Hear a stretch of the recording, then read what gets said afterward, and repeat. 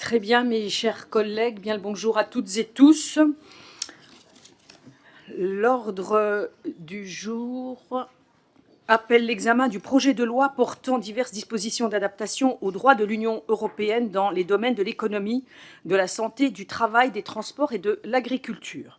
Je rappelle qu'en raison du nombre important de sujets abordés par ce texte, notre commission a délégué l'examen de nombreux articles à 4 autres commissions permanentes.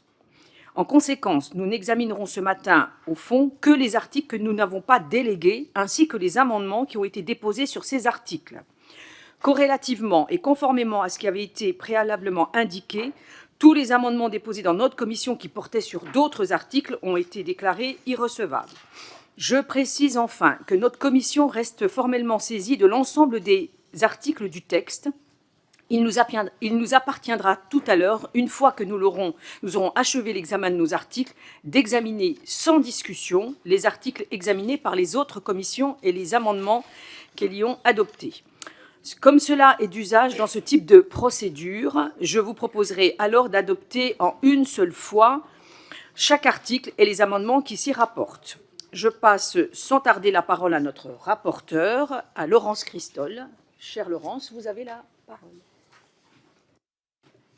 Merci Madame la Présidente. Chers collègues, vous l'avez rappelé à l'instant, Madame la Présidente, 10 articles sur 34 relèvent du champ de compétences de la Commission des affaires sociales.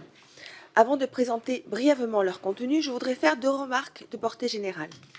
Premièrement, je tiens pour important de dire que s'il faut admettre que beaucoup voient dans les projets de loi d'adaptation du droit national au droit de l'Union européenne des projets rassemblant des dispositions essentiellement techniques, difficilement lisibles et sans réelle charge politique, c'est là, me semble-t-il, une vision des choses à la fois réductrice et erronée.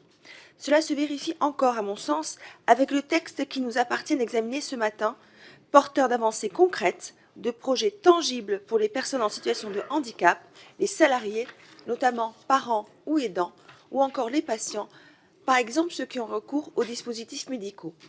Deuxièmement, il est toujours bon de rappeler que la transposition des directives en droit français relève d'une obligation juridique qui trouve son origine dans les traités, certes, mais aussi dans la Constitution française, qui énonce sans ambiguïté à l'article 88.1 la règle selon laquelle la République participe à l'Union européenne constituée d'États qui ont choisi librement d'exercer en commun certaines de leurs compétences. De cette disposition découle, selon le Conseil constitutionnel, le principe en vertu duquel la transposition des directives résulte d'une exigence constitutionnelle. Ce rappel effectué, permettez-moi d'évoquer le fond des articles. L'article 12 transpose une directive visant à améliorer l'accessibilité pour les personnes en situation de handicap d'un grand nombre de produits et de services liés aux usages numériques. Si le gouvernement avait fait le choix initial de demander au Parlement de l'autoriser à transposer la directive par ordonnance, un choix justifié par les délais de préparation du projet de loi et la technicité des enjeux, un amendement a été déposé afin de transposer directement l'essentiel de cette directive et ainsi d'assurer une meilleure information du Parlement sur les modalités d'application et de contrôle de ces nouvelles exigences. La directive prévoit d'élargir significativement les obligations d'accessibilité actuellement limitées principalement aux sites Internet publics, à ceux des grandes entreprises et à certains services téléphoniques. Un grand nombre de produits et services du quotidien seront bientôt concernés par une mise en accessibilité selon les normes européennes reprises dans notre droit national. S'agissant de la mise sur le marché de nouveaux produits, ceux-ci devront, à quelques exceptions près, se conformer aux exigences d'accessibilité dès le 28 juin 2025. Seront notamment concernés les distributeurs automatiques de billets ou de titres de transport, les terminaux de paiement, certains ordinateurs et smartphones ou encore les liseuses numériques. L'ensemble des services fournis au moyen de ces technologies devront également se conformer aux mêmes exigences, de manière progressive afin d'assurer la soutenabilité économique de la mesure. D'ici 2030, les services tels que ceux du commerce en ligne, des médias audiovisuels ou des communications électroniques devront être fournis intégralement au moyen de produits conformes aux exigences d'accessibilité. Les services ayant recours à des équipements plus lourds, tels les distributeurs automatiques de billets ou les billetteries automatiques, pourront toujours être fournis jusqu'à la fin de leur durée de vie économiquement utile, soit 15 ans après leur mise en service. Les très petites entreprises sont exemptées de ces nouvelles obligations en matière de services. L'amendement déposé par le gouvernement permet d'aboutir à une rédaction équilibrée et porte de réelles avancées pour nos concitoyens en situation de handicap. Il garantit en outre l'application effective des nouvelles règles d'accessibilité en prévoyant un régime de contrôle et de sanctions qui sera précisé dans le cadre d'ordonnances dont le champ est strictement limité par rapport à l'article initial. Les articles 14, 15 et 16, qui transposent 2 directives, renforcent à plusieurs titres les droits des salariés, même si la législation nationale est largement conforme aux exigences européennes. L'article 14 procède à quelques adaptations dans le domaine de la conciliation entre vie professionnelle et vie privée des salariés. Il assouplit les conditions ouvrant l'accès au congé parental d'éducation. Il précise que le salarié en congé de paternité, en congé parental d'éducation ou en congé de présence parentale conservera le bénéfice de tous les avantages acquis avant le début du congé, ce que ne prévoit pas expressément le Code du travail à l'heure actuelle. Il rend les salariés du particulier employeur et les assistants maternels éligibles au congé de solidarité familiale et au congé de proche aidant, alors qu'ils ne le sont qu'au congé de présence parentale à ce jour. L'article 15 modifie la législation de notre pays sur 2 points principaux. D'une part, il améliore l'information du salarié au moment de l'embauche sur la relation de travail et, s'agissant du salarié temporaire ou en CDD, sur les postes à pourvoir en CDI dans l'entreprise afin de favoriser les transitions vers des formes d'emploi comportant des conditions de travail plus prévisibles et plus sûres. D'autre part, il supprime la possibilité de fixer une durée de période d'essai supérieure à 8 mois, indépendamment du statut du travailleur, ce qui impliquera la renégociation dans un avenir proche d'un certain nombre de conventions collectives. L'article 16, enfin, adapte le dispositif relatif à la transmission d'informations sur la relation de travail au cas particulier des gens de la mer et des personnels navigants de l'aviation civile. J'en viens à présent au vaste bloc santé, qui est constitué par les articles 19 à 24, dont le spectre est, à vrai dire, particulièrement étendu. Je souhaiterais particulièrement m'arrêter sur l'article 19. Il vise à autoriser de manière encadrée la publicité en faveur des installations de chirurgie esthétique, publicité qui était jusqu'alors entièrement proscrite. Je suis très alertée par la connaissance de cet article. Je sais qu'il existe dans ce secteur, à la différence de la chirurgie réparatrice, c'est un secteur qui ne relève pas du soin. C'est donc un potentiel de dérive assez important. J'étais particulièrement préoccupée à l'égard des jeunes qui sont extrêmement réceptifs au message de la chirurgie plastique et aussi extrêmement exposés, en particulier sur les réseaux sociaux. Vous vous en doutez, cet article découle de nos engagements européens.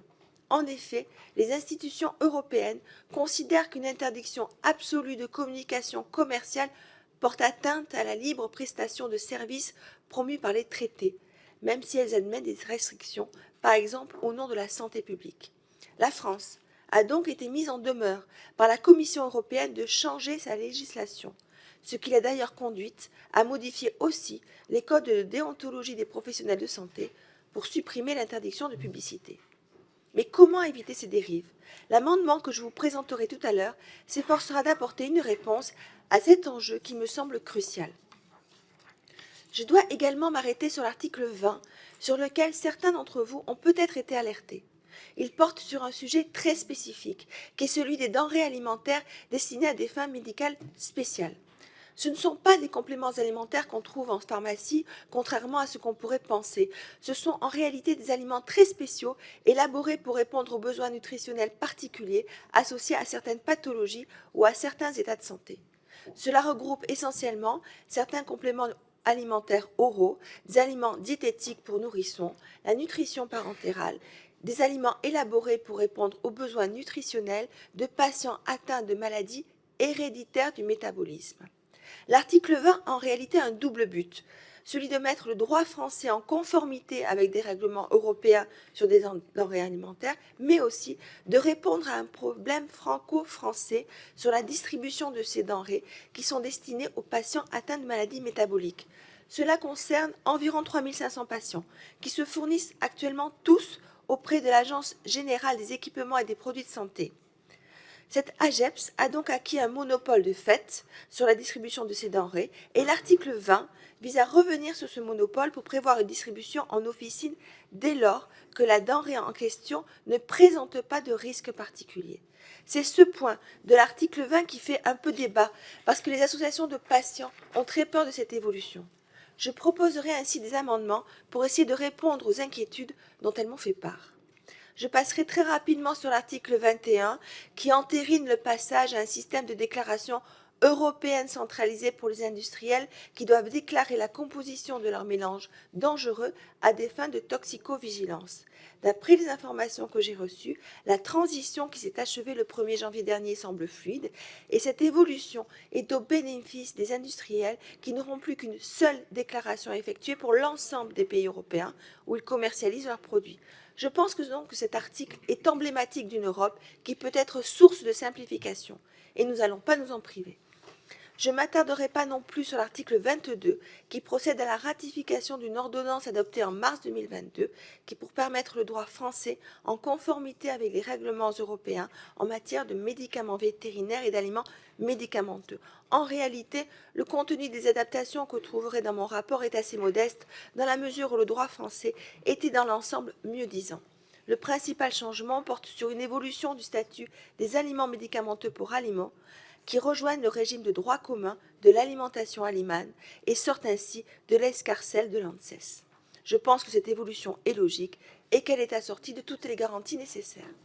L'article 23 procède également à des ratifications d'ordonnances, mais cette fois dans un domaine qui suppose des adaptations législatives plus substantielles pour la France. Il s'agit du dispositif médical et du dispositif médical du diagnostic in vitro. On entend par là les automates, réactifs de labo, ainsi que les tests rapides et autotests qu'on trouve en pharmacie. Les règlements européens adoptés en 2017 en la matière imposent une mise à niveau importante de la législation française qui va de pair avec l'évolution du secteur. Les dispositifs médicaux sont en effet de plus en plus sophistiqués, ils jouent un rôle thérapeutique de plus en plus considérable. Les exploitants français de dispositifs médicaux doivent donc fournir un effort important pour remplir les nouvelles exigences en matière de sécurité, de traçabilité, mais aussi d'investigation clinique et d'études de performance. Ils doivent impérativement réussir cette transition rapidement s'ils veulent obtenir le nouveau certificat de conformité indispensable pour commercialiser leurs dispositifs. Ces attentes importantes, couplées à un certain engorgement des organismes habilités à délivrer ce marquage, ont fait naître la crainte de rupture d'approvisionnement, crainte alimentée par le fait que ces ruptures sont de plus en plus fréquemment constatées. C'est le sens d'un dispositif qui a été introduit par le Sénat à l'article 23 et qui vise à prévenir les ruptures d'approvisionnement. Je partage tout à fait cet objectif du Sénat et je proposerai un amendement pour aménager ce dispositif afin de le rendre plus opérationnel. J'en termine avec l'article 24 qui prévoit une pénalité financière pour les officines qui n'ont pas mis en place la sérialisation, laquelle est une obligation européenne. Les officines doivent s'équiper d'un terminal qui leur permet de scanner les boîtes de médicaments vendus et ainsi de désactiver leur identifiant européen unique. Ce dispositif permet de lutter contre les médicaments falsifiés, mais les officines françaises ont été particulièrement longues à le mettre en place. Cela dit, d'après les informations que j'ai reçues, plus de 80% des officines sont maintenant raccordées, contre moins de 50 au début de l'automne. C'est, je crois, la preuve du bien fondé de cet article 24. Voilà ce que je voulais vous dire en quelques minutes sur l'article du projet de loi. Je vous remercie de votre écoute. Merci bien, Madame la rapporteure. Je passe à présent pour le groupe Renaissance la parole à Servane Hugues. Merci Madame la Présidente. Chers collègues, le texte qui nous est aujourd'hui soumis pour examen vient intégrer en droit national plusieurs dispositions du droit de l'Union européenne dans les domaines de l'économie, de la protection sociale, de la santé, des transports et enfin de l'agriculture. En matière sociale, ce texte est un progrès majeur pour les Françaises et les Français. Le droit de l'Union européenne, n'en déplaise au Rassemblement national, est une garantie à la protection de nos droits fondamentaux, de nos droits sociaux et économiques. Nous ne pouvons que le constater avec ce projet de loi. Historiquement, le droit communautaire n'avait pas vocation à s'intéresser aux droits humains. Favorisant une approche économique de l'intégration, de nouvelles considérations ont été intégrées. C'est bien le processus d'intégration qui implique un phénomène de socialisation avec des avancées sociales durables.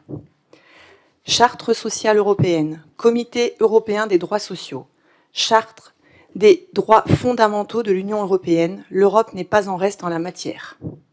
Le socle européen des droits sociaux de 2017 marque un tournant avec 20 principes clés majeurs. C'est sur cette base que l'Europe a ensuite adopté divers textes, dont ce traité ce jour, pour œuvrer en faveur de l'égalité des chances, de la lutte contre les discriminations et d'une amélioration des conditions de travail. Oui, l'Union européenne est une Europe sociale qui favorise l'emploi, encourage la formation et réduit la pauvreté. Ce sont tant d'avancées qui permettent de lutter in fine contre l'exclusion sociale. Ce projet de loi rend accessibles divers services et biens aux personnes vivant avec un handicap, favorise les aidants, renforce les droits des salariés, étend la transparence en matière de santé. L'harmonisation des politiques sociales en Europe est au service d'une base commune minimale de protection des citoyens européens. Pour toutes ces raisons, le groupe Renaissance votera en faveur de ce texte. Je vous remercie. Merci bien. La parole à présent est à Madame Joëlle Mélin pour le Rassemblement national. Merci Madame la Présidente.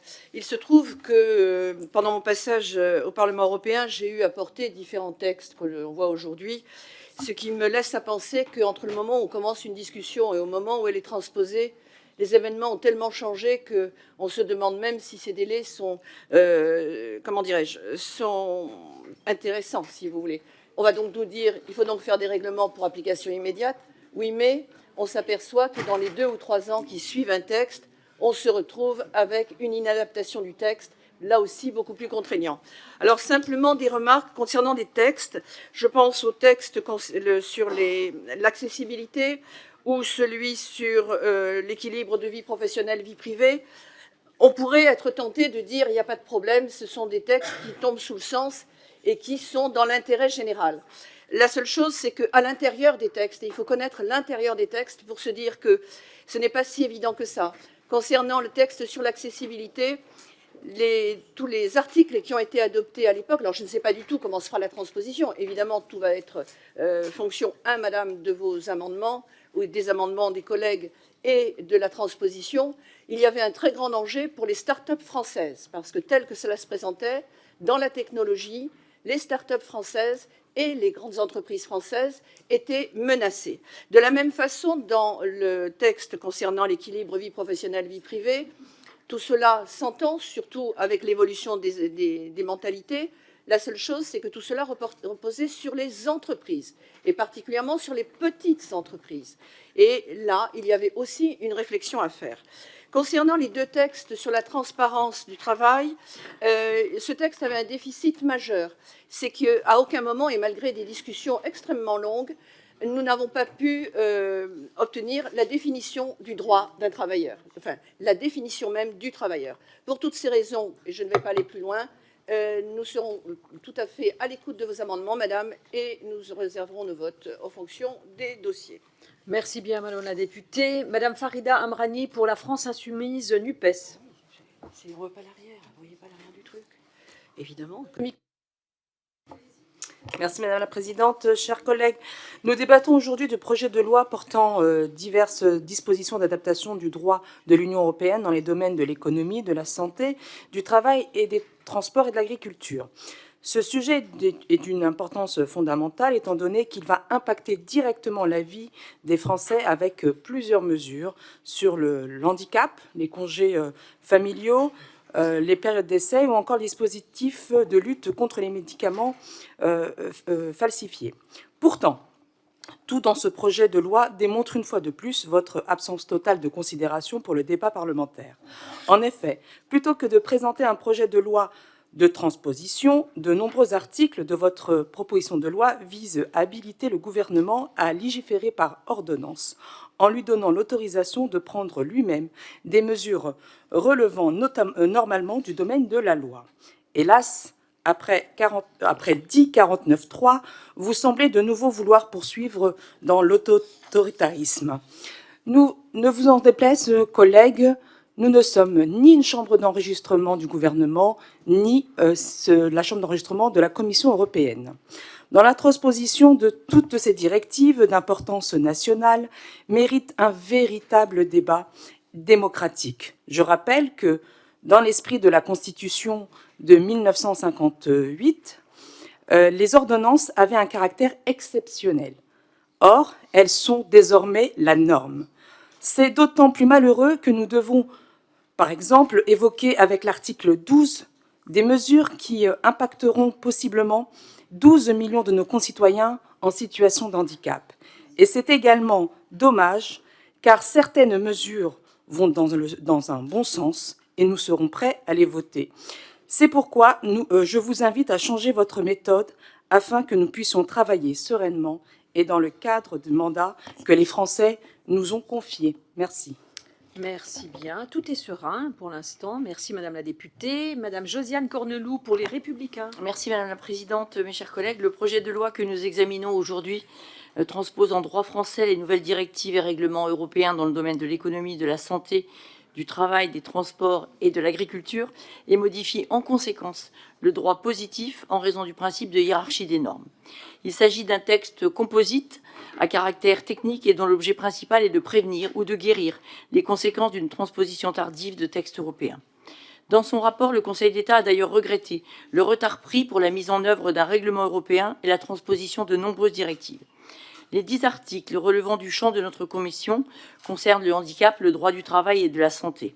Bien que contraignantes et techniques, et alors que certains y verront une incursion de l'Europe dans notre agenda législatif, ces mesures sont nécessaires pour la mise en conformité de notre droit aux exigences fixées par le droit de l'Union européenne. Nous devons éviter à la fois les retards de transposition qui peuvent exposer à la France à des mises en demeure ou à des condamnations en justice et les surtranspositions. Concernant le handicap, l'article 12 propose d'autoriser le gouvernement à prendre par ordonnance les mesures nécessaires à la transposition de la directive du 17 avril 2019 relative aux exigences en matière d'accessibilité applicables aux produits et services. La loi du 11 février 2005 a posé les premiers jalons de cette exigence d'accessibilité, mais l'a limitée aux services de communication au public en ligne du secteur public et des entreprises réalisant plus de 250 millions d'euros de chiffre d'affaires. Afin de rendre la société plus inclusive et de faciliter l'embauche des personnes en situation de handicap, cette directive fixe les obligations que devront respecter les fabricants, importateurs, distributeurs de certains produits ou prestataires de services à compter du 28 juin 2025. Concernant le droit du travail et les congés familiaux mentionnés dans l'article 14, plusieurs adaptations des congés familiaux sont nécessaires pour transposer la directive du 20 juin 2019 concernant l'équilibre entre la vie professionnelle et la vie privée des parents et des aidants. Il s'agit d'ajustements importants, ciblés sur le maintien des droits acquis par les salariés avant la prise de congé, sur l'ouverture de ces congés à tous les salariés et sur le calcul d'ancienneté requise pour bénéficier d'un congé parental. Enfin, un petit mot sur l'article 24 qui soumet les pharmacies d'officine à une pénalité financière en cas de manquement à leur obligation de sérialisation des médicaments. Ceci est important pour lutter contre l'introduction de médicaments falsifiés dans la chaîne logistique. Je suis désolée, Madame la députée. Nous voterons ce texte. Merci. Voilà, l'atterrissage est bon. Madame Anne Bergans pour le groupe démocrate, modem et indépendant. Madame la Présidente, Madame la rapporteure, mes chers collègues, il convient de rappeler que la primauté du droit sur de l'Union européenne s'applique uniquement dans les domaines dans lesquels les États membres ont accepté de partager leur souveraineté. C'est le cas des sujets que nous allons aborder aujourd'hui. Il nous semble que ces travaux participent à la poursuite de la construction d'édifices européens et que nous opérons par la transposition de directives européennes dans notre droit français. Parmi les 10 articles relevant des affaires sociales, j'attire l'attention de la Commission sur certains d'entre eux. Le premier est l'article 12 qui, par son numéro, rappelle un chiffre qui révèle la nécessité de son application. 12 millions de personnes en France sont en situation de handicap, 12 millions dont l'accès aux équipements informatiques en libre service ou grand public leur est inadapté. Il faut y remédier. Or, la question ici relève moins de l'adoption de cet article que de sa propre mise en œuvre. Le gouvernement nous propose ici un amendement précisant un calendrier d'entrée en vigueur des dispositions. Je ne peux que vous inviter, chers collègues, à le voter. L'article 15 qui stipule que les employeurs doivent transmettre aux salariés 15 informations sur la relation du travail doit, lui, être réfléchi dans sa mise en œuvre et éviter qu'il se transforme en lourdeur administrative supplémentaire. Enfin, si nous souscrivons parfaitement à l'article 24, nous nous devons de rappeler que la faiblesse du nombre d'officines aujourd'hui connectées au répertoire national de vérification des médicaments, 50%, ce qui expose dangereusement la France à la contrefaçon de médicaments. Il faut changer cela et nous y serons attentifs. Pour les autres articles, les logiques d'uniformisation et d'harmonisation nous semblent aller vraiment dans le bon sens. C'est pourquoi, Madame la Présidente, le groupe démocrate votera pour l'adoption de cette loi. Merci bien, Madame la députée. Monsieur Jérôme Guedj, pour le groupe socialiste et apparenté NUPES. Oui, bonjour Madame la Présidente. Alors c'est un exercice forcément contraint en 2 minutes, même si on aura le temps autour des amendements après de balayer ce texte qui ressemble, c'est le lot, à un inventaire à la Prévert qui balaye des sujets qui chacun en tant que tel mériterait un débat parlementaire propre. Et donc je vais m'arrêter uniquement sur 2 dispositions qui m'ont particulièrement interpellé. Celles qui sont relatives à l'article 12 sur les questions d'accessibilité, pour lesquelles vous avez un amendement gouvernemental qui va venir tout à l'heure et qui décide, vous l'avez indiqué, une transposition plus directe plutôt que ce qui était envisagé initialement par une ordonnance. On est là sur un sujet d'application et d'applicabilité de cette accessibilité sur les sites notamment publics numériques qui pose problème aux acteurs du secteur. Ils nous disent « nous n'avons pas été associés à la transposition de cette directive », d'autant qu'il y a une forme de surtransposition avec des dispositions supplémentaires par rapport à ce que prévoit le texte. Quand sur cet article, ou en tous les cas de manière collatérale, vous avez le Conseil national consultatif des personnes handicapées qui alerte sur le fait que les dispositions ne permettent pas réellement de sanctionner ceux des acteurs qui, depuis 2005, ou même si on revient plus récemment, la loi de 2016, ne respectent pas et on renvoie à des délais qui sont parfois trop longs. Comme il me reste 20 secondes, je vais arrêter sur un deuxième point qui est naturellement l'article 19 sur l'assouplissement des règles en matière de publicité pour la chirurgie esthétique. Je vous le dis, pour moi, c'est problématique. Au moment où, par ailleurs, notre Assemblée envisage de légiférer sur le rôle des influenceurs sur les réseaux sociaux, dont on sait que la chirurgie esthétique est un des leviers de croissance qu'ils ont pour eux, toute forme d'assouplissement de ce sujet qui concerne singulièrement les jeunes me pose problème. Voilà. Merci bien, monsieur le député. Monsieur Paul Christophe, pour le groupe Horizon et apparenté. Merci, Madame la Présidente, Madame la rapporteure, mes chers collègues.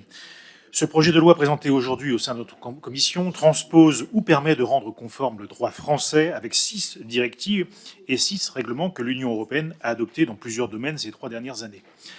Portant sur de vastes sujets, ce texte permet notamment, sous le champ sanitaire et social, de réaffirmer le principe d'accessibilité aux personnes en situation de handicap pour certains produits et services en ligne, sites internet ou bancaires, billetterie, livres numériques, e-commerce.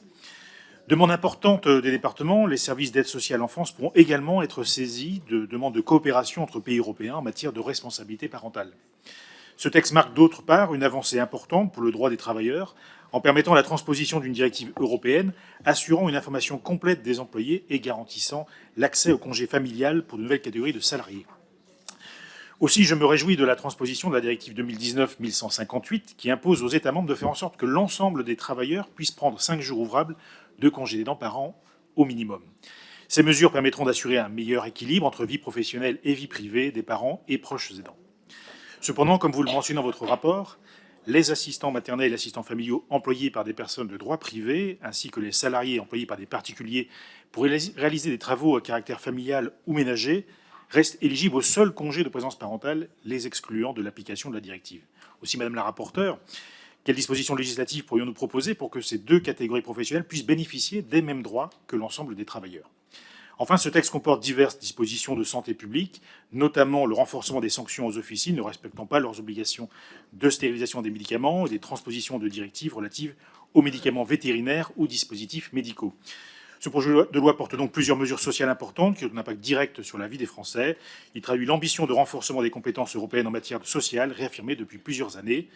Il nous rappelle également le rôle essentiel que joue l'Europe au quotidien dans la protection des citoyens, des patients, des travailleurs ainsi que des consommateurs. Merci bien. Madame Sandrine Rousseau pour le groupe écologiste NUPES. Merci. Alors, chers collègues, ce projet de loi portant diverses dispositions d'adaptation au droit de l'Union européenne est, comme son nom complet l'indique, un texte qui touche à de nombreux domaines et de nombreuses thématiques. Aussi, dans le champ qui nous concerne en commission des affaires sociales, il permet d'ouvrir le débat sur des sujets importants comme la santé, le travail ou encore le handicap. Sur le handicap, il est ainsi question de rendre certains produits et services en ligne plus accessibles.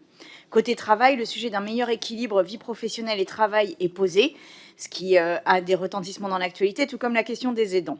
Si nous saluons l'intention du texte, qui vise à aligner la France sur la législation européenne en matière d'inclusivité, nous regrettons que ce texte n'ait pas cherché à aller au-delà du strict minimum. En effet, les sujets de la parentalité, du temps de travail ou encore de l'accessibilité sont posés, mais aucune proposition d'ampleur n'y est adossée. La priorité du texte n'est pas d'ouvrir une réflexion sur une stratégie d'envergure concernant les sujets qu'il aborde. Non, le texte cherche à mettre la France le plus vite possible en conformité avec le droit européen pour éviter une énième mise en demeure. Cette recherche de rapidité dans la mise en œuvre de ce texte se ressent dans son ambition, mais également à travers le panel d'acteurs et d'actrices consultés et auditionnés au cours du processus. Des acteurs de terrain comme le collectif Handicap regrettent de ne pas avoir été associés à ce travail de transposition. Ceci est hautement regrettable car l'expertise des collectifs représentant les personnes en situation de handicap est essentielle pour saisir les enjeux profonds de l'accessibilité. Prenons l'exemple des handicaps visuels, là où ajouter une alternative textuelle à une image représente une nouvelle lubie pour certains et certaines, cela représente pour les personnes malvoyantes une manière d'être pleinement indépendante dans leur utilisation du web. Et cela n'est pas anodin. À l'heure du tout numérique, travailler, se distraire et effectuer des démarches administratives passe par Internet. Un enjeu fort d'indépendance et d'autonomie entoure donc la question de l'accessibilité numérique et de ce point de vue, nos services publics se doivent d'être particulièrement exemplaires. Nous souhaitons que le travail qui s'ouvre en commission permette de renforcer ce texte afin qu'il dépasse ses propres objectifs. Merci. Merci bien. La parole est à Pierre Dharréville pour le groupe Gauche démocrate et républicaine NUPES. Merci Madame la Présidente. Au démarrage de notre discussion, il nous a été expliqué que la transposition était une exigence constitutionnelle à laquelle nous ne saurions nous soustraire. Et moi, je vais me permettre quand même de porter un jugement. Et je pense que c'est notre rôle de Parlement de la République française de porter un jugement sur ces transpositions, sur ces demandes qui nous sont faites par l'Union européenne. Et je pense qu'on ne doit pas s'inscrire dans une logique descendante, mais dans une logique de construction. Voilà. Donc, c'est de notre rôle, y compris de dire ce que nous pensons de ce qui nous est dit par l'Union européenne. On a trop souvent d'ailleurs le sentiment que c'est un mandat en blanc que nous donnons au gouvernement qui nous rend assez peu de compte sur ce qu'il fait dans les discussions européennes. Et je crois que c'est un problème démocratique auquel il faudrait s'attaquer. Il me semble que... D'ailleurs, il a été évoqué également les vertus sociales du modèle européen. Je me permettrai d'une phrase quand même de dire que tout ça me semble assez discutable, pour le moins. Bien, sur cette proposition de loi, effectivement, avec beaucoup d'articles qui traitent de sujets extrêmement différents, qui mériteraient un travail parlementaire approfondi, avec un certain nombre d'ordonnances qui, effectivement, participent aussi d'une démarche habituelle que nous contestons. Je voudrais m'arrêter sur deux points également. D'abord, effectivement, la question de l'article 19 sur la publicité pour la chirurgie esthétique. Je crois que c'est une ingérence illégitime que de vouloir nous forcer à autoriser cette publicité alors que nous avions décidé l'inverse. Quelques questions qui ont été posées précédemment sur la transposition des directives concernant les personnes en situation de handicap, qui posent problème, ainsi que ça a été dit par mes collègues précédemment. Et puis, à propos des aidants, je crois que ça ouvrirait des débats nécessaires sur la détresse d'un certain nombre de familles sur lesquelles on fait reposer ce qui devrait relever de la solidarité nationale. Et je voudrais pointer également la faiblesse de la transposition qui concerne les droits, notamment aux congés, qui sont très insuffisants aujourd'hui pour être efficaces. Merci bien, monsieur le député. Donc, je n'ai pas de questions. Et donc, nous passons tout de suite à l'examen donc, du texte dans le cadre de l'article 12. Donc, amendement faisant l'objet de 6 sous-amendements. Et donc, c'est un amendement du gouvernement. Donc, je passe la parole à madame Christol. Merci, Madame la Présidente. Pour les sous-amendements. Oui. Madame Christol, oui. C'est celui-là. Oui. On peut pas commencer par le gouvernement. Oui, alors vous allez-y sur l'amendement et ensuite vous ferez le premier sous-amendement. Tout à fait. Je vous remercie, Madame la Présidente. Cet amendement répond à plusieurs de vos questionnements de groupe. Et comme je l'ai déjà indiqué en propos liminaire, cet amendement du gouvernement est bienvenu. Il permettra donc au Parlement de connaître les modalités selon lesquelles les nouvelles exigences d'accessibilité seront mises en œuvre dans notre droit. Le Code de la consommation prévoira désormais qu'un certain nombre de produits et services que j'ai pu évoquer et dont la liste sera précisée par décret devront être accessibles aux personnes handicapées à compter du 28 juin 2025. Le contrôle du respect de ces obligations sera effectué par les agents de la concurrence, de la consommation et de la répression des fraudes, ainsi que par certaines autorités spécialisées en fonction des segments de marché concernés.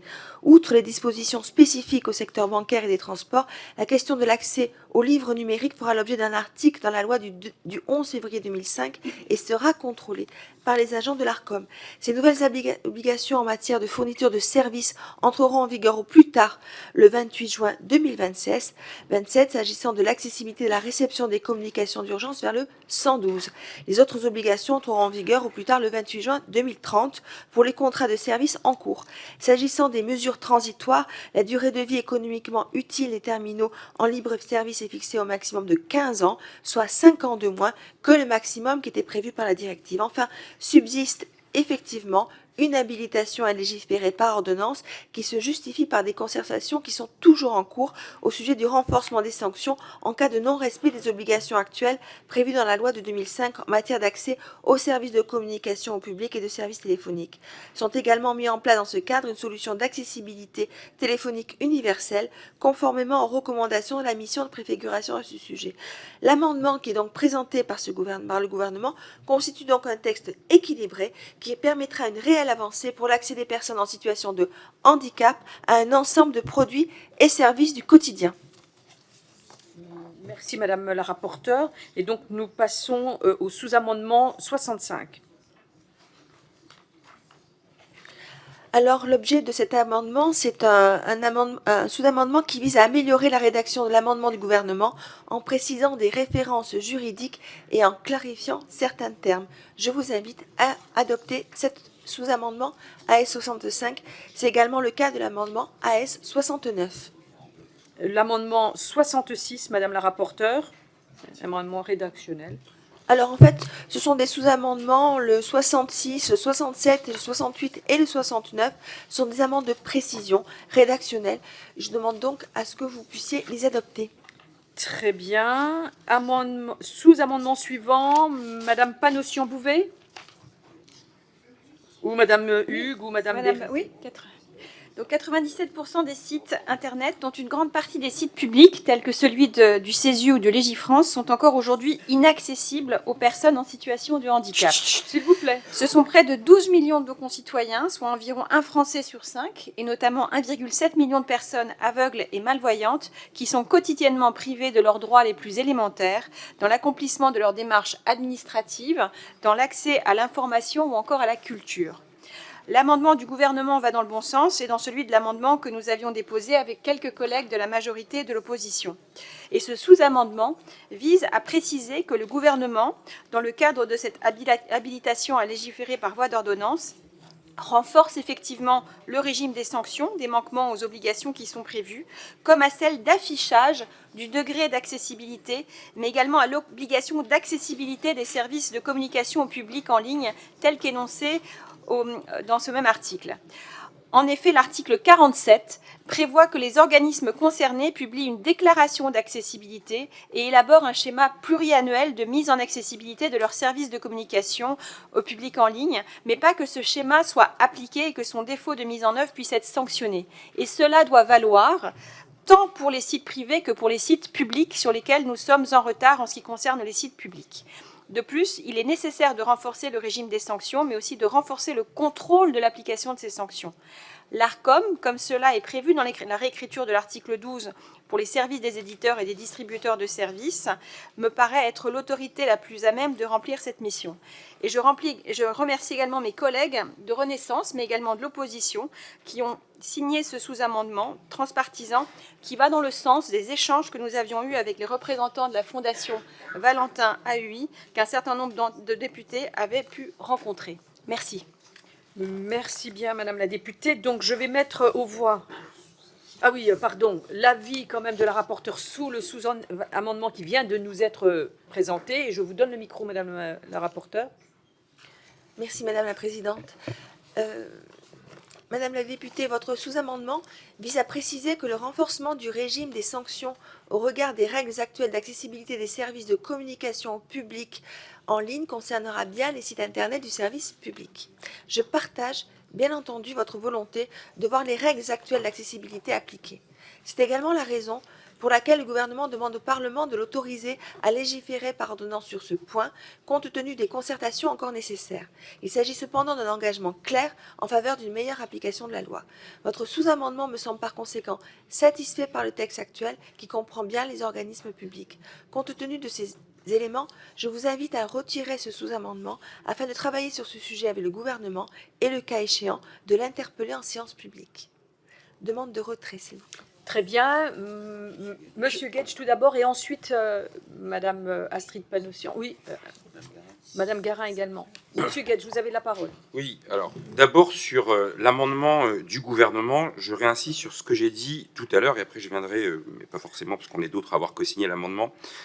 Je redis que il n'y avait pas de crainte à surtransposer dans cette directive. On a pris les dispositions dans cet article. On a pris les dispositions telles qu'elles sont et on aurait pu mieux faire. Par exemple, sur le périmètre des biens et des services qui sont visés par la directive, on peut aller plus loin que les seuls secteurs qui sont concernés. Même chose sur le périmètre des entreprises. Il y a un seuil de 2 millions de chiffre d'affaires pour déclencher l'obligation. Les acteurs, et là moi je me suis appuyé sur les travaux du Conseil national consultatif des personnes handicapées, qui considérait que ce seuil nous privait d'un certain nombre d'acteurs qui auraient pu au moins être incités à être soumis à ces obligations d'accessibilité. Et les délais, je le redis, par exemple sur les terminaux bancaires, même si c'est moins pire que ce que la directive avait envisagé, on est encore sur des délais de 15 ans sur l'accessibilité des terminaux bancaires, qui est aujourd'hui injustifiable. Comment on peut dire qu'il faut attendre 15 ans pour être accessible des terminaux bancaires qui sont absolument nécessaires dans le quotidien des personnes en situation de handicap, notamment sur le handicap visuel ou sur les handicaps auditifs. Donc, on aurait pu surtransposer et s'assigner une ambition plus grande, et on l'aurait mieux fait, notamment si on avait travaillé, je redis que les acteurs du secteur, les collectifs handicap, mais le CNCPH, quand même l'instance qui est là, qui nous dit « nous n'avons pas été associés à la transposition de cette directive et cela est bien regrettable. » Sur la question des sanctions qui est au cœur des sous-amendements et des amendements divers et variés qu'on a fait sur l'accessibilité des sites numériques, là c'est pareil, il faut un plan d'action. Pour l'instant, il n'est pas précisé de la part du gouvernement sur les délais d'accessibilité de ces sites numériques, mais il faut surtout que les sanctions soient opérationnelles. Elles ne sont pas introduites dans la loi d'habilitation. Donc on essaye de corriger un petit peu en confiant à l'ARCOM au moins le soin de repérer ceux qui ne font pas, mais on aurait pu là aussi aller plus loin en sanctionnant ceux qui ne font pas. Très bien, monsieur le député. Madame la rapporteure, non, il y avait Madame Garin auparavant, et ensuite Madame Astrid Bouvet. Allez-y. Merci Madame la Présidente. Simplement pour soutenir ce sous-amendement dont je suis aussi signataire et nous féliciter du travail transpartisan qu'on arrive à faire sur le sujet du handicap. C'est très bien d'étendre au privé. On savait que juste être sur l'accessibilité numérique des sites publics, c'était largement insuffisant. Je rappelle qu'en 2017, la priorité avait été donnée aux 250 démarches les plus utilisées, avec un objectif de 80% à la fin du mandat. Aujourd'hui, le constat, c'est qu'on est à 40%. Donc, on voit bien qu'on a une marge de manœuvre et qu'il faut vraiment actionner pour être plus efficace. Et toujours dans la même logique, sur le handicap, on se rend compte, mais pas que sur le handicap, on se rend compte qu'on a une question de besoin de moyens et de contrôle. Et une fois qu'on met aussi des instances de contrôle, il faut leur donner des moyens pour pouvoir contrôler. on est là sur un enjeu d'égalité, d'inclusion et d'accès aux droits. Et je terminerai enfin en rappelant aussi que le mouvement d'émancipation des personnes en situation de handicap dit toujours « rien pour nous sans nous ». Donc je nous encourage collectivement à avoir une vigilance extrême quant à l'association des premières personnes qui sont concernées sur la question du handicap, à savoir les personnes en situation de handicap elles-mêmes, dès lors qu'on essaye de défendre leurs droits. Je vous remercie. Très bien. Madame Astrid Bouvet-Panossian. Je vais simplement maintenir cet amendement. Très bien. Madame la rapporteure. Si vous le permettez, quelques réponses. Tout d'abord, vous avez évoqué effectivement l'étendue de la mise en place de cette directive et vous avez cité effectivement certaines micro-entreprises. Il faut savoir que la garantie de soutenabilité économique doit être prise en compte et il a bien été réfléchi que cette transposition ne devait pas entraîner l'imposition d'une charge disproportionnée aux opérateurs économiques concernés. Deuxièmement, vous avez parlé effectivement du délai. Alors, il faut savoir que ce sont des enjeux très importants, que ce soit sur le livre numérique, dans le secteur bancaire ou dans les distributeurs automatiques de billets ou terminaux de paiement. On se retrouve à près de 1,2 million de terminaux de paiement, plus de 470 000 dans le commerce organisé, et que cette date de 15 ans n'est pas, va débuter dès la mise en place du terminal, c'est-à-dire que dès à présent pour certains. Donc 2025, c'est vraiment la fourchette la plus haute et les 15 ans également. Et troisième point, la réflexion également sur un contrôle. Oui, effectivement, nous devons contrôler. C'est la raison pour laquelle nous devons en discuter directement avec le gouvernement afin d'avancer dans cet objectif. Très bien. Monsieur Thibault Bazin. Merci Madame la Présidente, Fadila Khattabi. Moi je trouve que ce sous-amendement de Madame Panossian-Bouvet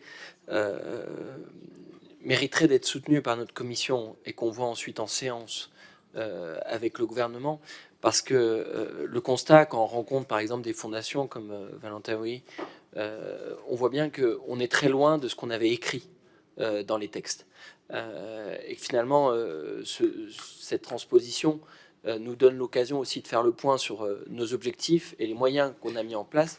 Et bien sûr, pour certaines organisations, ça peut sembler disproportionné, mais quand on est l'État et que les propres sites de l'État, dans l'accomplissement des démarches de la vie quotidienne, quand on est une personne en situation de handicap, l'État n'a pas montré l'exemple.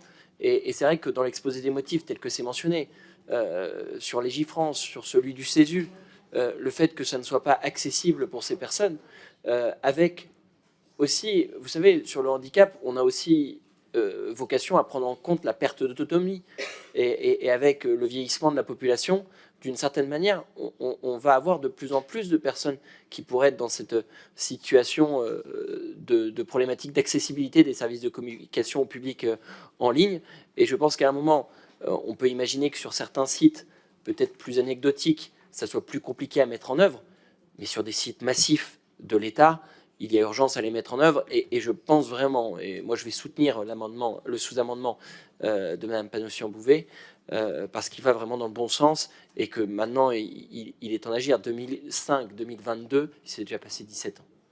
Très bien. Madame Berreté, et ensuite Monsieur Darivi.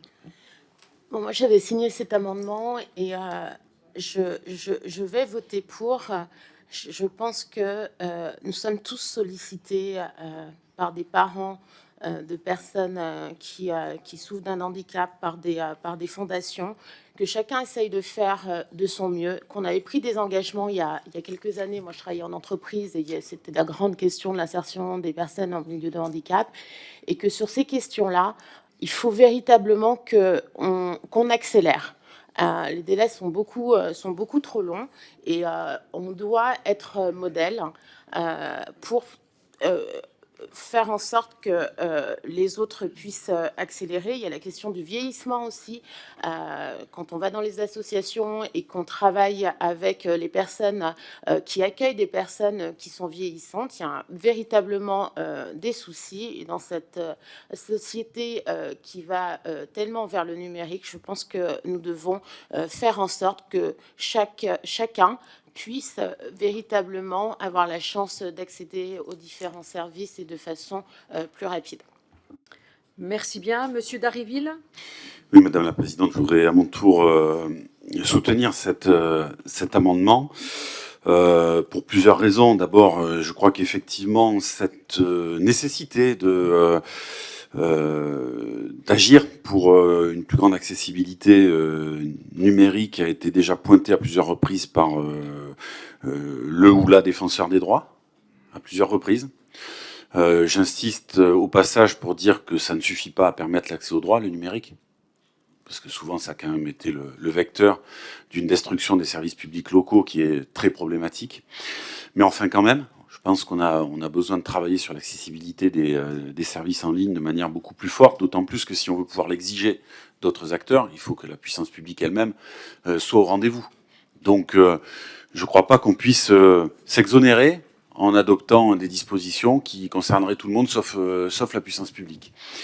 Par ailleurs, il y a une forme d'urgence que signalait Thibault Bazin à l'instant dans l'accès au droit qui demande qu'on accélère le mouvement. Et moi, je vais vous dire une chose, je ne fais pas confiance a priori à l'État pour le faire. Et nous sommes là pour contrôler l'action du gouvernement et pour prendre des décisions fermes qui doivent s'appliquer. Et je pense que là, en l'occurrence, je ne comprendrai pas que nous ne le fassions pas compte tenu du retard qui a été pris ces dernières années en la matière.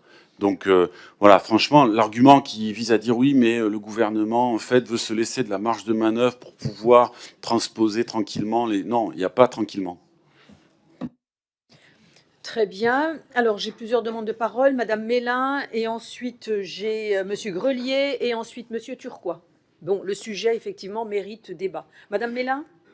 Oui, merci. Je me permets de rappeler ici que le cœur même de cette directive n'était pas du tout de s'occuper des handicapés.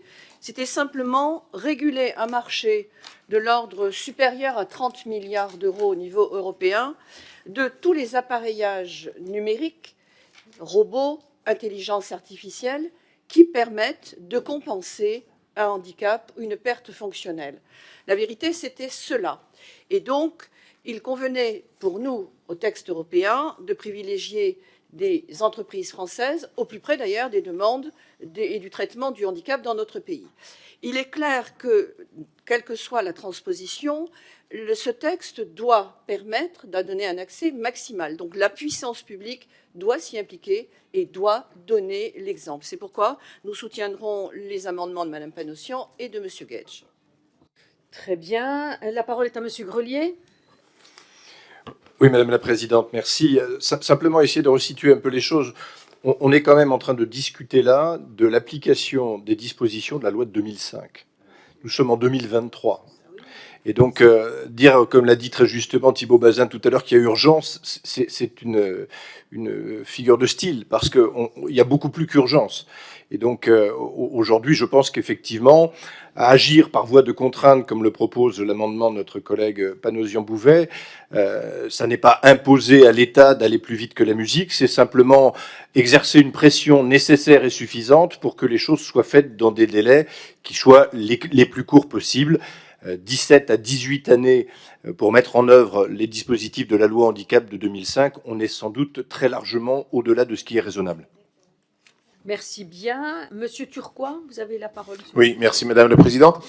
C'est l'élu local qui vous parle, l'élu local d'une très petite commune rurale. Quand on voit ce qu'on nous a demandé en tant que commune, y compris rurale, en termes d'adaptation de nos locaux pour un usage parfois presque théorique que réel, où on pouvait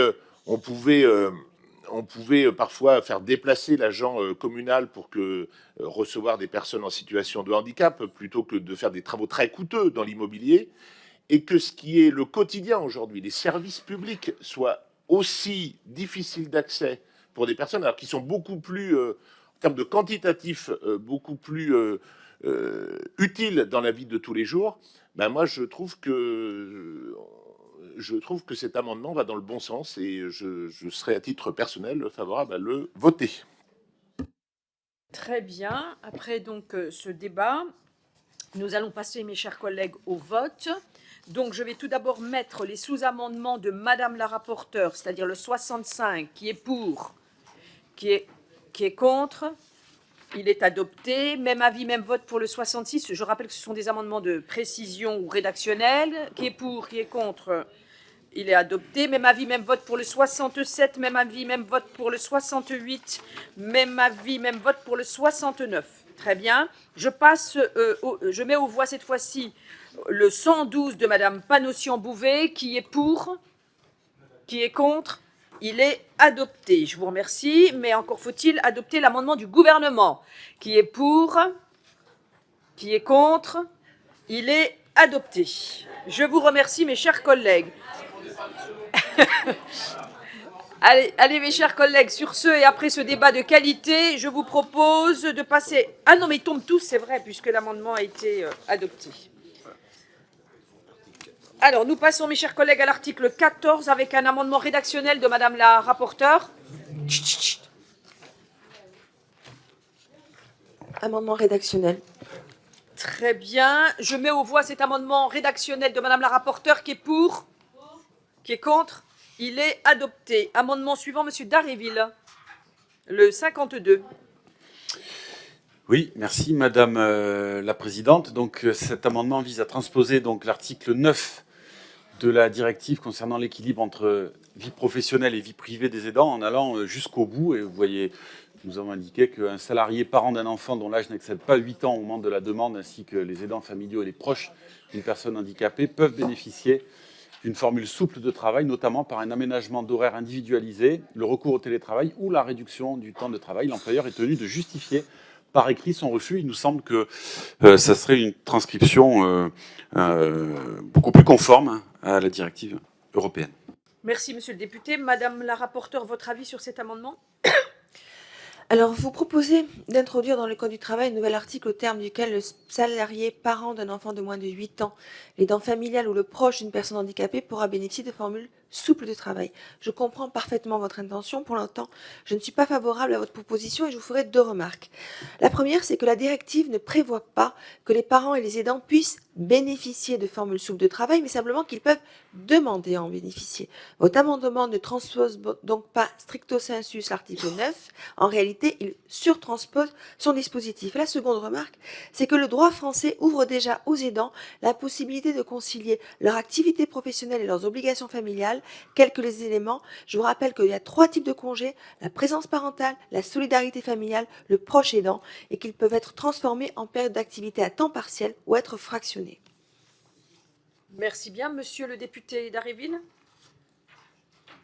Merci Madame la Présidente. Je vais à mon tour faire 2 remarques. La première, c'est que on n'inscrit pas véritablement un nouveau droit en procédant de la manière dont vous le faites. On autorise à demander. Bon, c'est jamais interdit de demander en réalité. Donc, bon, c'est bien que la loi bavarde et qu'on fasse semblant, mais je crois que c'est quand même un problème. La deuxième chose, je voudrais rappeler quand même que le congé de proche aidant qui n'était pas indemnisé jusqu'à il y a peu, c'est une bataille parlementaire que nous avons menée et qui avait fait l'objet d'une proposition de loi dont j'étais le porteur en 2018, qui a commencé à débloquer la situation de ce point de vue-là, mais on est très très loin d'être au bout de ce qu'il faudrait faire pour que ce congé soit mobilisable réellement, étant donné la faiblesse de l'indemnité qu'il propose. Donc, je crois que nous avons en la matière beaucoup d'efforts à faire. Vous me rappelez le droit, je le connais, et je pense qu'il est très insuffisant et que ça aurait pu être l'occasion ici d'élargir les possibilités pour permettre à celles et ceux qui en ont besoin de faire face, tout en précisant, et je le dis parce que ça mérite de l'être, que la manière dont nous faisons reposer aujourd'hui sur les familles et sur les personnes aidantes ce qui devrait relever de la solidarité nationale, à mon avis, est un sujet central. Merci bien. Madame la rapporteure. Donc, pour répondre, monsieur le député, il y a déjà des formules souples de travail qui existent et qui relèvent de la loi, notamment la réduction de la durée du travail pour des besoins de vie personnelle, d'aménagement, d'horaires individualisés, de recours au télétravail en motivant la demande. Il y a des accords également collectifs qui permettent à faciliter la conciliation entre la vie professionnelle et la vie personnelle, des questions d'égalité professionnelle entre femmes et hommes, la qualité de vie et les conditions du travail. Et troisièmement, il y a certains aménagements qui peuvent être accordés après demande formulée auprès de l'employeur. Donc, à mon sens, la législation française répond déjà aux exigences européennes. Le dispositif que vous proposez d'introduire s'articule imparfaitement avec les dispositifs existants et ça ne manquerait pas de nuire à la lisibilité et à l'intelligibilité du droit. Et je vous demande donc de retirer cet amendement. À défaut, mon avis est défavorable. Très bien. Monsieur Dharréville. Je crois que vous serez obligé de fonctionner par défaut, Madame la rapporteure. Merci, monsieur le député. Donc, je mets aux voix cet amendement de monsieur Dharréville qui a reçu un avis défavorable. Qui est pour? Qui est contre? Bon. Non, franchement, je sais pas. Franchement. Alors, on refait. Qui est pour et on compte. Non, mais voilà. Parce que, non, mais franchement. 1, 2, 3, 4, 5, 6, 7, 10. Qui est contre? Très bien. Il est rejeté. La parole est à... il n'est pas défendu, Raphaël Gérard. Donc, je mets aux voix l'article 14 ainsi modifié. Qui est pour? Qui est contre? L'article 14 ainsi modifié est adopté. L'article 15, Madame la rapporteure, un amendement? Ce sont des amendements rédactionnels, donc... Très bien. Je mets aux voix l'amendement rédactionnel de Madame la rapporteure qui est pour, qui est contre. Il est adopté. Amendement suivant, même avis, même vote, Madame la rapporteure? Parfaitement. Très bien, même avis, même vote pour le 58. Très bien, je vous remercie mes chers collègues. Je mets aux voix l'article 15 ainsi modifié qui est pour, qui est contre. L'article 15 ainsi modifié est adopté. L'article 16, Madame la rapporteure? Très bien, je mets aux voix cet amendement rédactionnel de Madame la rapporteure qui est pour, qui est contre. Il est adopté. Je mets aux voix l'article 16 ainsi modifié qui est pour, qui est contre. L'article 16 ainsi modifié est adopté. Nous en arrivons à l'article 19. Madame la rapporteure? Merci Madame la Présidente. Je vous ai exprimé tout à l'heure ma préoccupation sur cet article 19 tel qu'il est rédigé. Nous le savons, la chirurgie esthétique est de plus en plus plébiscitée par les jeunes à qui on vend du rêve et qui n'ont souvent aucune conscience des risques associés à des interventions qui sont loin d'être anodines. Les jeunes sont donc une cible d'autant plus idéale pour les promoteurs de la chirurgie plastique qui sont réceptifs et faciles à atteindre, notamment via les réseaux sociaux. Nous savons également que c'est un âge où ils peuvent être fragiles sur le plan de l'estime de soi et développer une vision négative de leur corps, a fortiori si on les encourage. Il me semble donc indispensable de verrouiller la possibilité pour les installations de chirurgie esthétique de mener des activités promotionnelles à destination des mineurs. C'est l'objet de l'amendement que je vous propose ici. Je pense qu'il faudrait aller plus loin et réfléchir aux moyens de mieux réguler la publicité informelle qui pullule sur les réseaux sociaux, notamment par le canal d'influenceurs au statut incertain. J'ai pour cela l'intention de suivre de très près l'examen de la proposition de loi de notre collègue Delaporte, renvoyée aux affaires économiques, qui poursuit précisément cet objectif. Merci bien, Madame la rapporteure. J'avais une demande de parole de Monsieur Guedj, puis Monsieur Dharréville. Oui, je veux saluer l'amendement que nous voterons de Madame la rapporteure, parce qu'il vient corriger les inquiétudes interstitielles que la transposition de la directive entraîne. Le texte, dans sa version initiale, ne permettait que de sanctionner celle des communications commerciales qui étaient jugées, je recite la formulation, comme déloyales, néfastes ou attentatoires à la santé publique. Moi, je le redis, toute publicité de la chirurgie esthétique paraît aujourd'hui problématique. A fortiori quand on sait que celle-ci, vous l'avez rappelé, concerne essentiellement les jeunes qui sont plus utilisateurs de celle-ci. Et donc, c'est bien, comme vous le faites dans votre amendement, de mentionner le ciblage spécifique sur les mineurs. Mais moi, je souhaiterais que nous puissions border davantage. Alors, est-ce que c'est dans le cadre de la proposition de loi de mon collègue Arthur Delaporte? Peut-être, pour spécifiquement revenir sur la question des influenceurs sur ce domaine-là, mais que plus largement, et ça renvoie aux enjeux de publicité de l'offre de soins. On peut avoir le même type de problématique sur les centres de santé dentaire et sur d'autres dispositifs qui, de plus en plus, financiarisent une partie de l'offre de soins et pour lequel le recours à la publicité notamment auprès de publics potentiellement influençables ou fragiles et problématiques. Donc si ce n'est pas dans la loi, dans la PPL influenceur, il faudra peut-être que dans cette commission, nous nous posions la question, à l'aune d'un PLFSS ou rêvons d'une loi de santé publique, de notre manière de réussir à mieux encadrer tout en respectant ce que malheureusement l'Union européenne nous impose sur ce registre-là. J'ajoute que la Grande-Bretagne a légiféré pour interdire totalement la publicité pour la chirurgie esthétique, notamment sur les réseaux sociaux. Très bien, monsieur le député. Monsieur Dharréville. Oui, merci Madame la Présidente.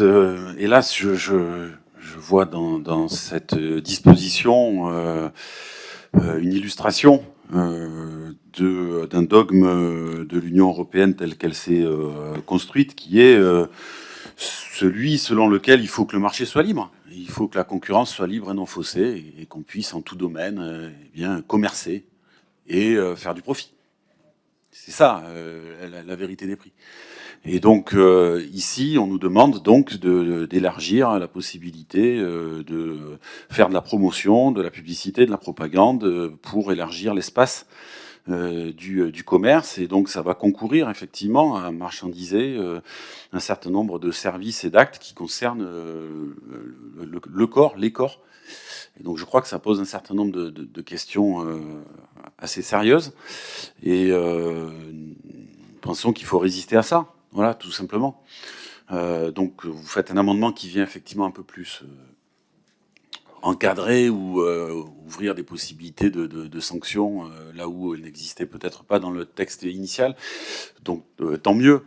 Mais en réalité, je crois que ça ne suffit pas à régler la question au regard de la proposition initiale qui a été faite, d'autant qu'il y a des logiques de culpabilisation, d'addiction aussi qui peuvent se développer autour de ça, avec le but lucratif qu'il y a derrière. Je veux bien préciser ici que je parle de la chirurgie esthétique à but lucratif, et il y a parfois la chirurgie réparatrice esthétique qui peut avoir d'autres fonctions, et on n'est pas dans ce domaine-là, quoi. Très bien, monsieur le député. Monsieur Clouet. Merci Madame la Présidente. Nous voterons également en faveur de cet amendement. Nous saluons également sa démarche consistant à réduire un tout petit peu, mais c'est déjà ça de prix, le droit de faire du profit sur les normes sociales, notamment les impératifs qui conduisent des personnes à ne pas se retrouver à un moment donné dans leur corps tel qu'il existe, tel qu'il est perçu et tel qu'on pense que les autres le perçoivent. Impératif social dont on rappellera qu'il est variable historiquement, donc sujet à intervention politique. Je pense que c'est aussi un de nos rôles en tant que législateur d'intervenir sur la manière dont on perçoit les corps et dont on les accepte. Donc, en somme, cette extension des situations couvertes par le droit est la bienvenue. Nous espérons qu'elle endiguera au maximum les situations commerciales, les pratiques commerciales que vous évoquez, et nous nous interrogeons sur les moyens et les contrôles qui sont prévus niveau ARS et DGCCRF pour permettre effectivement de mettre en application et de faire entrer en vigueur le texte de loi que vous proposez. Très bien, Madame Mélin, puis Monsieur Bazin. Oui, nous sommes là sur un domaine qui est un domaine frontière, parce que autant la chirurgie plastique reconstructive, la chirurgie réparatrice est d'ailleurs prise déjà en charge par la sécurité sociale et reste dans un domaine tout à fait classique, médical. La chirurgie esthétique, parfois très justifiée aussi à l'égard de l'attente des personnes qui y recourent, reste un domaine de convenance personnelle. D'ailleurs, le statut juridique des médecins réparateurs, chirurgiens esthétiques réparateurs, est un statut particulier, puisqu'ils sont en obligation de résultat et non en obligation de moyens. Il y a déjà là une frontière particulière. Dans le cas de figure, c'est de la convenance personnelle. La convenance personnelle, nous passons évidemment dans le marché, dans la concurrence. Et c'est bien pour cela que les textes européens s'emploient précisément à ouvrir tous ces marchés. Si nous ouvrons la porte un peu plus, parce que nous savons très bien comment ça se passe, on met un peu le bout du pied dans la porte et ensuite c'est la totalité des possibilités concurrentielles qui se mettent en place. Alors, même si on comprend parfaitement, Madame, votre amendement, nous voterons contre cet amendement. Très bien, Monsieur Bazin. Merci Madame la Présidente, Madame la rapporteure, mes chers collègues. On est sur un sujet qui rejoint les préoccupations qu'on a pu porter sur la régulation, notamment des centres de santé frauduleux avec des pratiques abusives. Et notamment, il y avait cette question de la publicité notamment de la publicité en ligne qui normalement n'est pas possible. Ayant un peu travaillé le sujet, on voit bien qu'on n'est pas uniquement sur la question des moyens, des ARS, des ordres, de la DGCCRF, puisqu'il y a une forme d'ubérisation de la médecine, notamment de la médecine esthétique, avec de l'ingénierie, où ce n'est pas forcément d'ailleurs le professionnel qui réalise ces publicités. Parfois, c'est une association qui ensuite fait appel à des cabinets de conseil, qui ensuite font appel à des sociétés de communication. Et d'une certaine manière, il y a une forme d'éparpillement des responsabilités. Et finalement, ce n'est pas forcément la société médicale qui a demandé, pour le coup, ces publicités.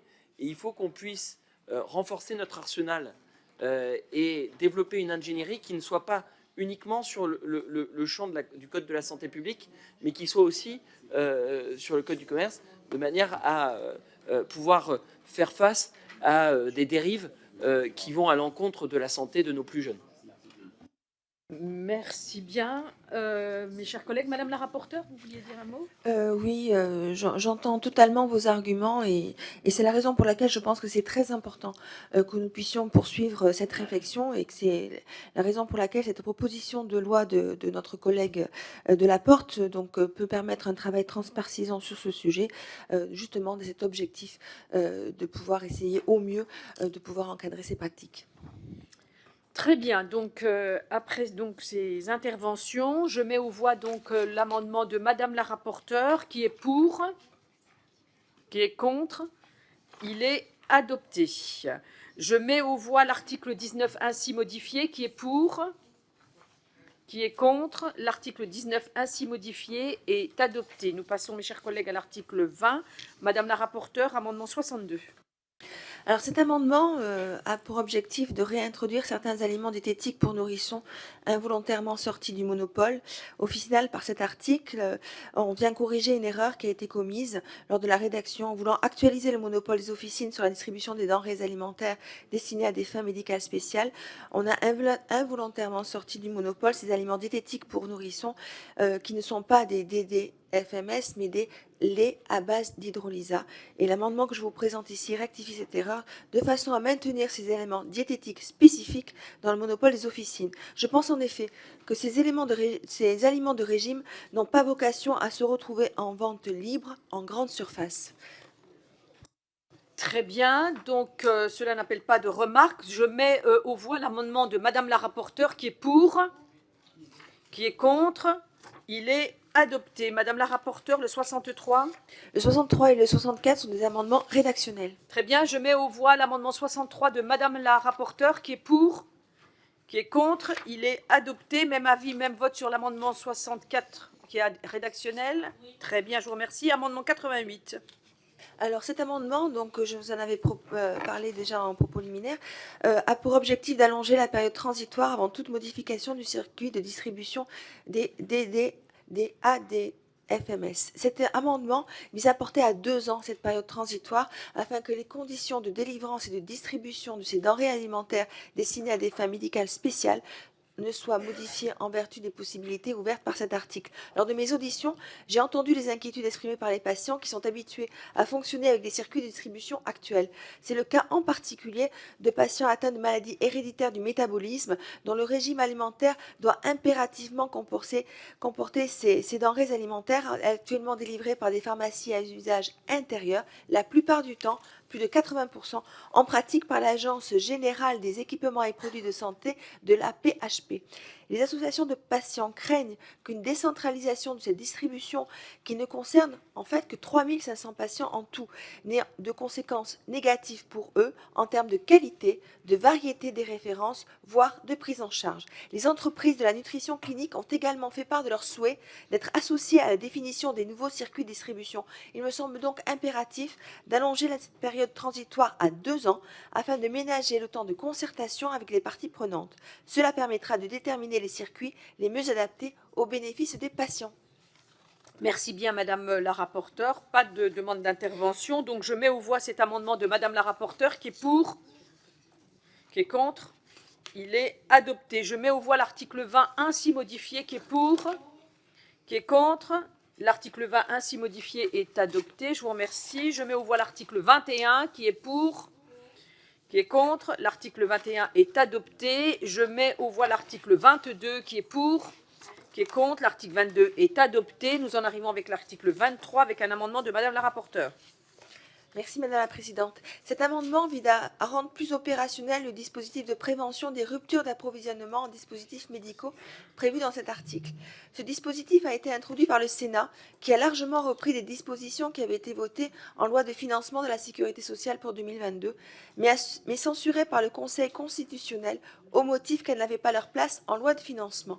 Je partage totalement l'objectif du Sénat. Il existe de vraies tensions sur le marché des dispositifs médicaux qui sont susceptibles d'avoir des conséquences importantes dans la prise en charge des patients. Nous devons mieux connaître, anticiper, prévenir ces tensions. L'amendement que je vous propose a été élaboré en concertation avec le gouvernement et l'Agence nationale de sécurité du médicament et des produits de santé qui a conduit des travaux sur cette question. Il ressort en particulier de ces travaux que le caractère indispensable d'un dispositif médical sur lequel est fondé le dispositif du Sénat ne peut se définir au vu des seuls critères intrinsèques du produit, mais nécessairement au vu d'une combinaison de deux facteurs, les caractéristiques attachées au produit et les caractéristiques liées à la situation, contexte à l'instant T. Par ailleurs, la forte hétérogénéité du secteur des dispositifs médicaux qui englobe les lunettes, comme la prothèse de hanche, fait que certaines dispositions figurent actuellement dans l'article 23 ne pourraient trouver à s'appliquer de manière générale à tous les dispositifs. Je pense notamment à ce qui est prévu pour les arrêts de commercialisation. Toutes ces raisons font qu'il apparaît nécessaire de laisser plus de souplesse dans le texte de loi afin de pouvoir décliner au niveau réglementaire les mesures pertinentes pour tel ou tel dispositif. C'est l'objet de l'amendement que je vous propose ici. Merci bien, Madame la rapporteure. Pas de remarques. Je mets aux voix cet amendement de Madame la rapporteure qui est pour, qui est contre. L'amendement est adopté. Je mets aux voix l'article 23 ainsi modifié qui est pour, qui est contre. L'article 23 ainsi modifié est adopté. Nous passons à l'article 24. Madame la rapporteure. Donc, un amendement qui a pour objectif de corriger une erreur de référence dans les modalités de recouvrement de la pénalité financière prévue dans cet article. La référence actuelle a en effet été abrogée par la loi de financement de la sécurité sociale pour 2023. Il paraissait donc utile de prévoir une référence en vigueur. Très bien. Donc, je mets aux voix l'amendement de Madame la rapporteure qui est pour, qui est contre. Il est adopté. Je mets aux voix l'article 24 ainsi modifié qui est pour, qui est contre. L'article 24 ainsi modifié est adopté. Amendement portant article additionnel après article 24, Madame la rapporteure. Je vous remercie. Je vous remercie, Madame la Présidente. Alors, dans le prolongement des débats que nous avons eus sur le PLFSS, cet amendement vise à traiter le tabac à chauffer comme les autres produits du tabac, puisque c'est également mauvais pour la santé, quoi qu'en dise l'industrie du tabac. Vous vous souvenez peut-être que Philip Morris, qui le commercialise en France, le présente comme un dispositif à moindre risque, au motif qu'il chauffe le tabac au lieu de le brûler. En réalité, cette affirmation est contestée par les études scientifiques qui montrent que ce dispositif engendre du monoxyde de carbone, donc du goudron, comme les cigarettes classiques, et qu'il fonctionne de façon à fournir des shoots de nicotine qui créent la dépendance. À rebours de la thèse de Philip Morris, qui le présente comme un produit de sortie du tabac, il semble bien que ce soit en fait un produit d'entrée dans le tabac. D'où la nécessité de soumettre ce tabac à chauffer au même régime que les autres produits du tabac. Ce faisant, nous nous mettons en conformité avec la directive européenne du 29 juin 2022 qui prévoit le retrait de certaines exemptions pour le tabac à chauffer. Cet amendement vise ainsi à transposer dans le Code de la santé publique les dispositions de cette directive en étendant au tabac à chauffer l'interdiction d'arômes caractérisants ainsi que l'obligation d'opposer les avertissements sanitaires combinés et le message d'information. Je crois qu'il y a là une synergie totale entre les efforts qui ont été les nôtres dans le cadre du PLFSS et le droit européen. Nous pouvons donc nous en féliciter. Merci bien, Madame la rapporteure. Donc, je mets aux voix cet amendement qui est pour, qui est contre. Il est adopté. Très bien. Donc, nous en arrivons aux articles qui ont été examinés par les autres commissions.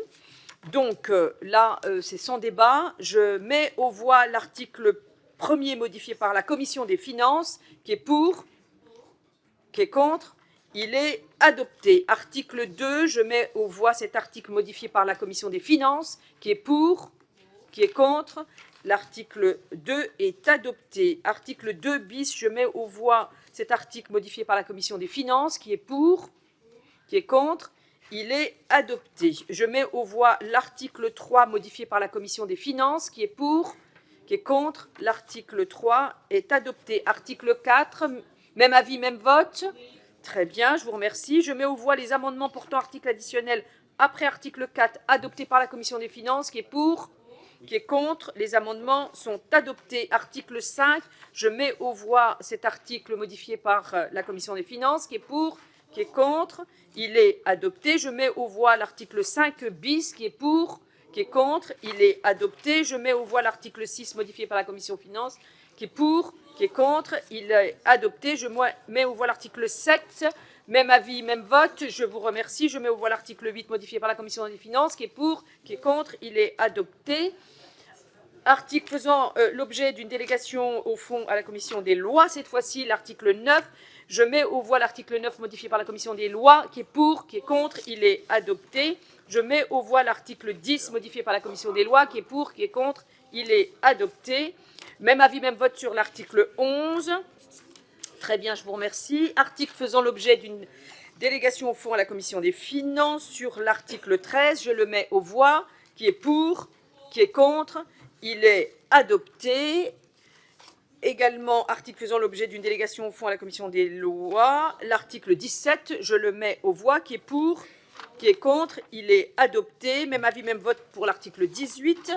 Je vous remercie, mes chers collègues. Article faisant objet d'une délégation pour la commission des lois sur l'article 25, qui est pour, qui est contre. L'article 25 est adopté.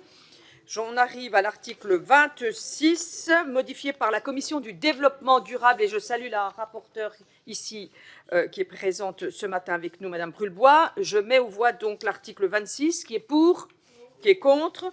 L'article 26 est adopté. Je mets aux voix les amendements portant article additionnel après l'article 26 adopté par la commission au développement durable, qui est pour, qui est contre. Ils sont adoptés. Article 26 bis.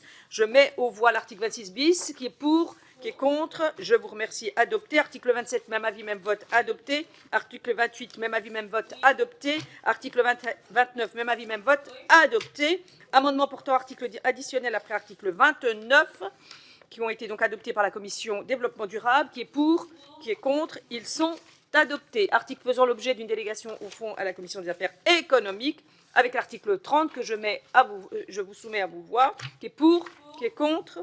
Article 30 adopté. Même avis, même vote sur l'article 31. Même avis, même vote adopté.